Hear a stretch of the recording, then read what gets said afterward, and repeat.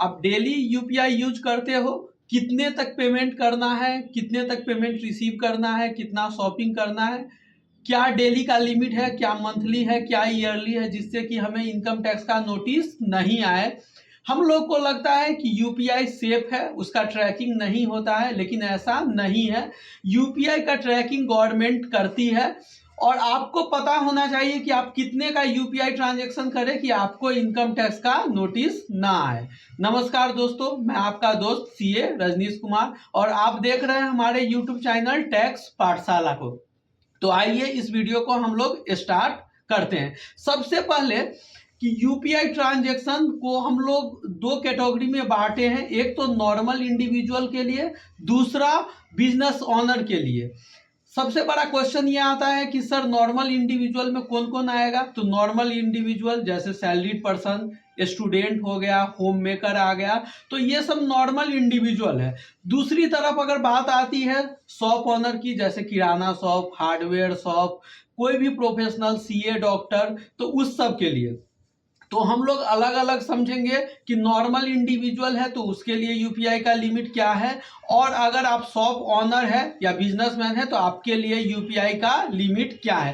पूरे वीडियो में लास्ट तक आप बने रहिएगा, ये बिल्कुल से बेनिफिशियल होगा। और 2026 में अगर आप यूपीआई से ट्रांजेक्शन करते हैं तो ये वीडियो पूरा ही आपको देखना चाहिए।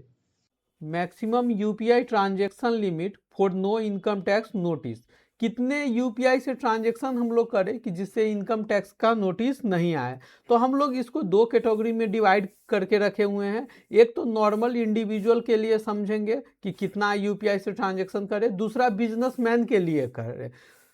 नॉर्मल इंडिविजुअल में कौन कौन कवर होते हैं, जैसे इंडिविजुअल होगा, सैलरीड पर्सन होगा, हाउसवाइफ होगा, स्टूडेंट होगा, तो ये सब किस में आएंगे, नॉर्मल इंडिविजुअल में, जिनका की फिक्स मंथली इनकम होता है। दूसरा बिजनेस ओनर की नज़र से देखें तो कौन हो गया, जैसे किराना शॉप, कोई चाय का शॉप, हार्डवेयर, सीए, डॉक्टर, तो उसके लिए भी जानेंगे कि क्या यूपीआई लिमिट होना चाहिए। तो आप लोग वीडियो में लास्ट तक जरूर बने रहिएगा, तभी समझ आएगा। तो इसको भी हम लोग नॉर्मल इंडिविजुअल में भी दो कैटेगरी को डिवाइड किए हैं। एक तो नॉर्मल इंडिविजुअल का रिसिप्ट देखेंगे कि वो कितना रिसिप्ट कर सकता है, और दूसरा देखेंगे पेमेंट कि कितना पेमेंट कर सकता है कि इनकम टैक्स का नोटिस नहीं आए। दूसरा बिजनेसमैन में भी ऐसे ही देखेंगे, एक तो रिसिप्ट देखेंगे उसका और दूसरा क्या देखेंगे, पेमेंट देखेंगे। नेक्स्ट नॉर्मल इंडिविजुअल रिसिप्ट में क्या क्या ले सकते हैं जिससे कि इनकम टैक्स का नोटिस नहीं आए। तो कह रहा है कि मैक्सिमम जो है एक ट्रांजैक्शन का लिमिट 2 लाख से कम हम लोग को रखना चाहिए, पर ट्रांजैक्शन का लिमिट 2 लाख से कम रखना चाहिए। दूसरा मेंटेन टोटल एनुअल रिसिप्ट क्या हो रखेंगे, हम लोग 10 लाख से कम रखेंगे, यानी कि एक ट्रांजैक्शन 2 लाख से कम, दूसरा 10 लाख से पूरे साल में कम रखेंगे। उसके बाद में ये मैच करेंगे कि जितना हम लोग रिसिप्ट ले रहे हैं वो उतना हमारा इनकम है कि नहीं है। ऐसा तो नहीं कि हमारा साल का इनकम 5 लाख रुपया है और अकाउंट में ले रहे हैं रिसिप्ट 50 लाख। हाँ, लेकिन अपने आप फैमिली मेंबर से ले रहे हैं या गिफ्ट ले रहे हैं तो वो इनकम में काउंट नहीं होगा, लेकिन उसके लिए आपको डिटेल रखना पड़ेगा कि ये पैसा कहाँ से आया है। तो नट सेल में यही है कि अगर आप नॉर्मल इंडिविजुअल है तो यूपीआई से 2 लाख तक अमाउंट रिसीव कर सकते हैं, 2 लाख से कम का, पूरे साल में 10 लाख का, या तो फिर जितना आपका इनकम है उतना ही रिसिप्ट लेंगे। उससे ज़्यादा अगर रिसिप्ट होता है तो नोटिस आने का चांसेज है। फ्रेंड रिलेटिव से गिफ्ट आप ले सकते हैं, लेकिन उसके लिए डिटेल आप रखेंगे सो डैट कि इनकम टैक्स से नोटिस आए तो आपको उसको बताना पड़ेगा। ये सब करना है। इसके अलावा क्या नहीं करना है, तो क्या नहीं करना है, 2 लाख से ज़्यादा यूपीआई पे पर ट्रांजैक्शन पे रिसिप्ट नहीं लेना है, ऑल्दो ये 1 लाख ही होता है मैक्सिमम। और उसके बाद साल में 10 लाख से ज़्यादा का रिसिप्ट नहीं लेना है, और उसके बाद जितना आपका इनकम है उससे ज़्यादा भी रिसिप्ट का नहीं लेना है। यानी कि नॉर्मल इंडिविजुअल में ये डोंट है, ये हम लोग को नहीं करना है। इससे क्या होगा कि इनकम टैक्स का नोटिस आ जाएगा। बाई चांस अगर इनकम टैक्स से नोटिस आ जाता है तो घबराने की ज़रूरत नहीं है, और उसका जवाब हमें देना है। किसी अच्छे टैक्स प्रोफेशनल से आप लोग मिलेंगे और उसका जवाब आप लोग देंगे, इनकम टैक्स के नोटिस को इग्नोर नहीं करेंगे। बिजनेसमैन के लिए इसमें भी दो कैटेगरी में हम लोग डिवाइड किए हैं, एक तो रिसिप्ट, दूसरा पेमेंट, यानी कि बिजनेसमैन कितना रिसिप्ट ले सकते हैं और दूसरा बिजनेसमैन कितना पेमेंट कर सकते हैं। इसमें बहुत ध्यान देने वाली बातें हैं, क्योंकि बड़े सारे दुकानदार जो है, जैसे मैं बात करूँ चाय का, किराना शॉप, तो वो सारे अपने सेविंग अकाउंट में ट्रांजैक्शन करते हैं धड़ल्ले से, वो लिमिट भी नहीं देखते, कई तो साल के 1-1 करोड़ करते हैं और फिर इनकम टैक्स से उनको नोटिस आ जाएगा। तो इस वीडियो में ध्यान से आप बने रहिएगा तो आपको क्लियर हो जाएगा कि कितने तक का ट्रांजैक्शन करना चाहिए, कितना तक नहीं करना चाहिए। सबसे पहले अगर आप बिजनेस करते हैं तो आपको सेपरेट बैंक अकाउंट खोलना चाहिए, करेंट अकाउंट। आपका क्वेश्चन होगा सर क्या हम चाय दुकान करते हैं तो उसके लिए भी करेंट अकाउंट करें? तो अगर आपका ट्रांजैक्शन बहुत कम होता है, साल का 5 लाख, 10 लाख, 15 लाख, और आप इनकम टैक्स रिटर्न भरते हैं, तो आप सेविंग अकाउंट में भी ट्रांजैक्शन कर सकते हैं। अदरवाइज आपको करेंट अकाउंट खोलना चाहिए और अपना रिसिप्ट सेपरेट अकाउंट में लेना चाहिए कि आपको पता चले कि ये बिजनेस का इनकम है। दूसरा, अगर आपका कोई भी ट्रांजैक्शन 50,000 से ऊपर का होता है तो उस रिसिप्ट का प्रॉपर आप इनवॉइस रखेंगे, जिसको कि आप कहते हैं बिल। उसके बाद अगर आपका सालाना अगर 20 लाख से या फिर 40 लाख से, वो जीएसटी का टर्नओवर अगर बढ़ रहा है तो आपको जीएसटी रजिस्ट्रेशन लेना चाहिए और प्रॉपर जीएसटी में उसको डिक्लेयर करना चाहिए। अगर ट्रेडिंग है तो 40 लाख है और नॉर्मल सर्विस के केस में 20 लाख का लिमिट है। उसके बाद सारा आप यूपीआई रिसिप्ट जितना भी आता है वो इनकम टैक्स रिटर्न में शो करेंगे। यहाँ पे दिक्कत क्या आती है कि अकाउंट में तो रिसिप्ट हमारा 1 करोड़ का आ रहा है, लेकिन इनकम टैक्स रिटर्न में हम लोग 20 लाख शो कर रहे हैं, 25 लाख शो कर रहे हैं, कितने का ट्रांजेक्शन हुआ। तो नहीं, ऐसा नहीं करना है। जितना ही आपके बैंक में क्रेडिट होगा सबके सब इनकम टैक्स रिटर्न में आप लोग शो करेंगे। और ये बातें हम बिजनेसमैन के लिए कर रहे हैं, नॉर्मल इंडिविजुअल के लिए बात नहीं कर रहे हैं। उसके बाद सब ट्रांजैक्शन का आप रिकॉर्ड रखेंगे कि किससे कितना आया। ऑल दो छोटा मोटा यूपीआई 10 रुपया 20 रुपया आ रहा है उसका रिकॉर्ड नहीं भी रखेंगे तो चलेगा, लेकिन जो बड़े बड़े अमाउंट का ट्रांजैक्शन होगा उसका रिकॉर्ड आप लोग रखेंगे। उसके बाद use merchant UPI ID for business collection, वही बात है कि आपको क्या रखना है, करेंट अकाउंट रखना है, सेविंग अकाउंट में ज़्यादा पैसा नहीं लेना है।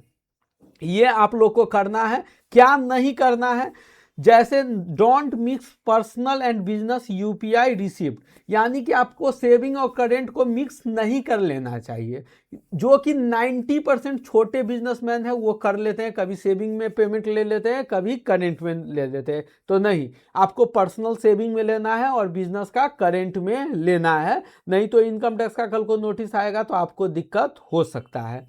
उसके बाद don't accept payment above 2 lakh in cash alternative, अगर कोई कैश में देता है पेमेंट आपको तो 2 लाख से ज़्यादा एक्सेप्ट नहीं करना है, 2 लाख से क्या करना है, कम एक्सेप्ट करना है।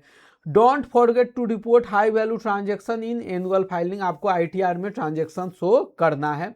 अगर आप पे जीएसटी रजिस्ट्रेशन की रिस्पॉन्सिबिलिटी है, यानी कि लिमिट बढ़ता है 20 लाख या 40 लाख से ज़्यादा, तो जीएसटी रजिस्ट्रेशन भी लेना है और रिटर्न भी टाइम पे फाइल करना है। उसके बाद कोई ऐसा अनएक्सप्लेन डिपॉजिट नहीं अपने अकाउंट में कैश डिपॉजिट करवा लेना है जिसका आप जवाब नहीं दे सके। जो ट्रांजेक्शन का सोर्स होगा क्लियर, उसी को आप लोग डिपॉजिट करवाएंगे अकाउंट में।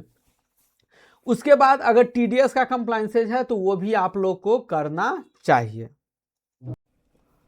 अगर बात करें बिजनेसमैन का पेमेंट में तो हमें क्या क्या करना चाहिए, तो make business payment from registered business account only, यानी कि आप करेंट अकाउंट से ही पेमेंट करेंगे, अपने सेविंग से बिजनेस के लिए पेमेंट नहीं करेंगे, नहीं तो हमें दिक्कत हो जाएगा। उसके बाद maintain proper documentation for all payment above 50,000, 50,000 से ऊपर का पेमेंट कर रहे हैं तो आपके पास डॉक्यूमेंटेशन होना चाहिए कि क्यों पेमेंट कर रहे हैं। ये हम बात कर रहे हैं बिजनेस ऑनर के लिए। उसके बाद डिडक्ट टीडीएस व्हेन एप्लीकेबल, अगर टीडीएस एप्लीकेबिलिटी है तो उसको आपको डिडक्ट करना है। उसके बाद keep payment record aligning with purchase invoice, जितना भी पेमेंट का रिकॉर्ड है आपको बिल के साथ रखना है। Use business UPI ID for vendor and supplier payment, supplier payment के लिए आपको करेंट अकाउंट का यूपीआई आईडी रखना पड़ेगा। Ensure payment match with your business nature, यानी कि जितना का आप रिसिप्ट ले रहे हैं उससे पेमेंट मैच करना चाहिए। ऐसा नहीं हो कि अकाउंट में रिसिप्ट आप 50 लाख ले रहे हैं और 50 लाख कैश डिपॉजिट करके 1 करोड़ का पेमेंट करवा रहे हैं, तो आपको ऐसा भी नहीं करना है। और क्या क्या नहीं करना है बिजनेसमैन को, तो don't make large business payment from personal UPI account, नहीं करना है आपको, बिजनेस से करना है। बिजनेस से एनईएफटी आरटीजीएस भी कर सकते हैं। उसके बाद जो भी आप पेमेंट करेंगे उसका आपको बिल लेना है, इनवॉइस लेना है।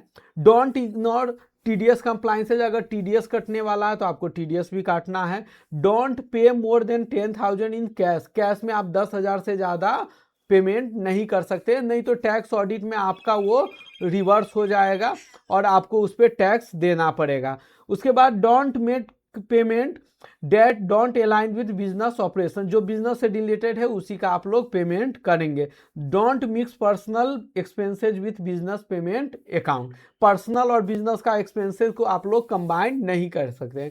तो ये हम लोग पूरा देखे हैं कि यूपीआई से हमें नॉर्मल इंडिविजुअल को कितना ट्रांजेक्शन करना चाहिए, रिसीप्ट लेना चाहिए, पेमेंट करना चाहिए, और बिजनेसमैन के लिए क्या क्या करना चाहिए। और सबसे अहम बात, अगर आपको इनकम टैक्स का नोटिस आ जाता है तो आपको उसको इग्नोर नहीं करना है, उसका रिप्लाई करना है टाइमली। अगर खुद से रिप्लाई नहीं कर सकते हैं तो आप किसी टैक्स प्रोफेशनल से मदद ले सकते हैं और रिप्लाई टाइमली करेंगे, उसको इग्नोर नहीं करेंगे, क्योंकि आजकल यूपीआई की वजह से बहुत ज़्यादा इनकम टैक्स से नोटिस आ रहा है। और अगर कोई भी सवाल हो तो आप हमें कमेंट करके पूछ सकते हैं, यहाँ हमारे ऑफिशियल मेल आईडी पे भी अपना क्वेश्चन भेज सकते हैं इससे रिलेटेड में। तब तक अपना ध्यान रखिए, बाय।